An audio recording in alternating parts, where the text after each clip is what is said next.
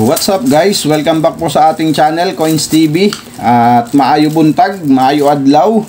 At eto nga, itutuloy natin yung ating coin hunting. At dito tayo sa 10 piso guys. So ayan, may dalawang piraso na 20 pesos. Baka 2019 pa yung isa dyan. So tignan natin kung anong makukuha natin. At iuhuli natin etong 100 pesos. So ayan. At buksan na nga natin to at hiwalay natin yung BSP sa NGC para maganda-ganda yung laban. So ayan, sana makahunt tayo dito ng hinahanap natin sa BSP na 2007 at 2009. So yan po yung hard to find dito sa BSP series ng 10 piso. At sa NGC naman, ang hinahanap natin dyan ay yung 2017 na semi hard to find dito sa 10 piso na NGC. So ayan, at pagsama-samahin lang natin yung NGC. Napakarami ng NGC compare dun sa BSP. At ayan na nga, so napaghiwalay na natin. At unahin na natin tong ano guys, 20 pesos na dalawang piraso. So tingnan natin kung anong year to. Year 2020 na low mint mark, so common lang yan. At ang ating next coin, another 2020 na low mint mark. So yung upper mint mark ang hinahanap natin dyan at kinikip. So ayan, common. At iuhuli natin yung ating BSP dahil dito tayo maraming hinahanap. At dito naman ay 2017 sa NGC. So napakarami ng ating NGC ngayon na tig sa 10 piso. 2017 at error ang hinahanap natin dito. So sana makakuha tayo ng error. So umpisahan na natin 2018. So common. At ang ating next coin 2020, at dito kaya ay meron na ring 2025 na lumabas, tsaka 2024. So comment down below guys kung may hawak na kayong 2024 or 2025 dito sa 10 piso na NGC. Dahil sa 25 centavos meron nang lumabas na 2024 at tsaka 2025. So yung 2024 di pa ako nakakakuha niyan. Yung 2025 meron na tayong dalawang piraso doon sa 25 centavos. So ayan, 2019 and 2019 ulit. Next coin 2020. So ang ano talaga dito, year 2020 yung huling mint year na nakikita natin dito. At napakahirap din makita nung 2017 dito. Parang yung piso na 2017 din na NGC. So ayan, 2020 karamihan 2020. So wala pa sigurong bagong mint year dito sa 10 piso na NGC. So gaya nga ng sinabi ko, comment down below kung may hawak na kayong 2024 or 2025 or pababa pa, kung meron man na nagsisirculate na dito sa atin sa NGC na 10 piso.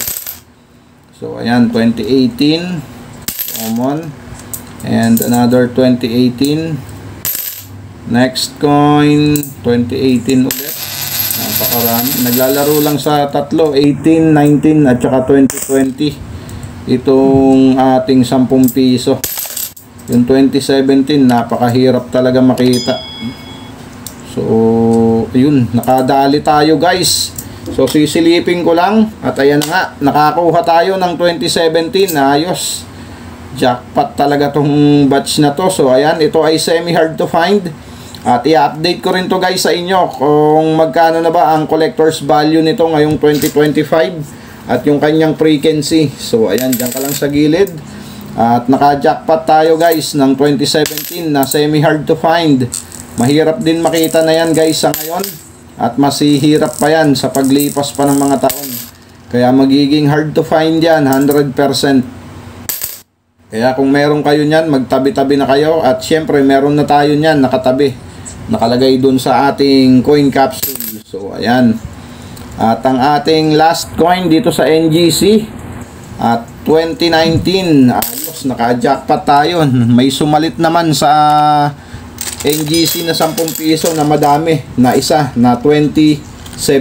So, ayan. At ito ang ating last batch dito sa ating 10 piso. Pero bago tayo mag-umpisa dito guys, baka wala ka pa po nung lagayan ng mga coin collection nyo. So, ito po, ang coin capsule with pad. So, ayan. Makikita nyo po to kapag clinic nyo yung product na lumalabas dyan sa screen nyo dito sa bandang gilid na to. Madadirect po kayo sa Shopee pag clinic nyo yan at makikita nyo yung iba't ibang klase na lagayan natin ng coin collection natin. So, may coin capsule doon with pad. Meron ding wala. At coin album, coin tube, at marami pang iba. So, i-click nyo lang po yan, yung product na lumalabas dyan. At makikita nyo po yung iba't ibang klase na lagayan natin ng barya. So, ayan. At dito na nga tayo sa ating last batch. At tignan natin kung anong makukuha natin dito. So, 2007 ang hinahanap natin dito at 2009 na hard to find. Siyempre, kukunin din natin yung mga semi-hard to find kung meron. At yung mga variation. So, maraming hinahanap dito sa 10 piso guys. At ang ating first coin, 2001. So, common. Next coin, 2006. Common. And year 2010. And next coin, 2006. And we have another 2006. Next coin, 2003. And we have 2010. Next coin. So, ayan. Nakakuha na naman tayo. Commemorative. At ito ay si General Luna. So, ayan. General Antonio Luna. Commemorative coin. So, ayan. Nakadali tayo. At maganda pa yung kanyang kondisyon. Next coin, 2006. And may maganda tayo dito. Maganda pa yung kondisyon, no? Ito ay 2010. So, ayan. At tignan natin yung 2010. At dyan na nga yan. Wala namang ganong special sa kanya. At ang ating next coin, year 2010 ulit. Common. And we have year 2017. At ang ating next coin, 2006. At ang ating last coin dito sa ating coin hunting, year 2010. So, ayan. So, ito ang nahunt natin guys. So, ayan. Isang commemorative na si General Antonio Luna. At napakaganda ng kanyang kondisyon. At itong semi-hard to find dito sa NGC na year 2017. So, gaya nga ng sinabi ko, i-update natin to guys. So, alamin natin ang kanyang collector's value ngayong 2025, 2017. So, napakatagal na rin natin bago nakahunt nito. Tignan natin at punta lang tayo sa ating source, ang N.Numista. So, ayan guys, eto na tayo sa Numista. Ayan ang kanyang features at ang kanyang composition. Ayan, nickel plated steel. At diretso na nga tayo dun sa ating i-update na 2017. So, ayan. At wala pa nga bagong mint year dito. So, apat pa rin, 17, 18, 19, at 20. So, ito ang collector's value nung i-update natin na 2017 guys. So, ayan. Ang kanyang collector's value ay nagsimula dito sa extra fine, 12 pesos.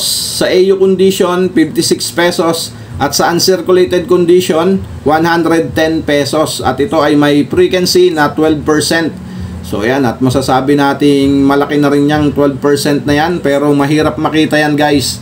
Semi-hard to find ang year 2017. At kahit papano naka-jackpot tayo dito sa ating coin hunting na 2017 dahil napakatagal na rin yan bago tayo nakakuha ulit.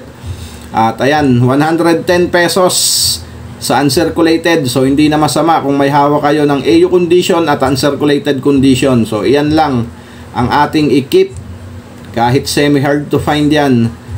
Yan lang yung kondisyon na maganda. So ayan guys, ang status ng year 2017 ngayong 2025. At ayan na nga guys, nakita nyo na yung collector's value nito sa Endat Numista.